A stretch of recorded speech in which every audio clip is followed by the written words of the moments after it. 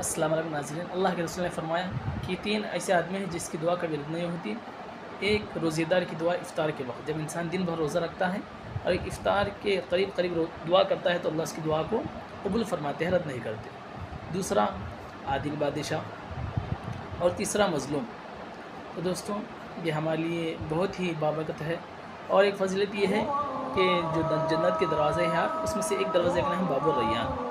उसके अंदर से कल क़यामत में पुकारा जाएगा कि कहाँ हैं वो लोग जो अल्लाह के लिए रोज़ा रखा करते थे, वो लोग इस दरवाज़े से दाखिल हो जाए। जब पूरे रोज़ेदार बाबुर रैयान से दाखिल हो जाएंगे तो जन्नत का दरवाज़ा बाबुर रैयान बंद कर दिया जाएगा। लोग देखेंगे, परेशान हो जाएंगे। और अल्लाह के रसूल ने फरमाया कि जो इंसान अल्लाह ही के लिए दिन भर रोज़ा रखता है, रात में तरावी की नमाज़ पढ़ता है, तो अल्लाह ताला उसके तमाम गुनाहों को माफ़ कर देते हैं। इतनी बड़ी और कीमती हदीस है जो अल्लाह के रसूल ने हमारे लिए फरमाई है। हमें चाहिए कि इस हदीस को सुनकर इस पर अमल करने की कोशिश करें, बड़ा फ़ायदा होगा। अस्सलाम वालेकुम।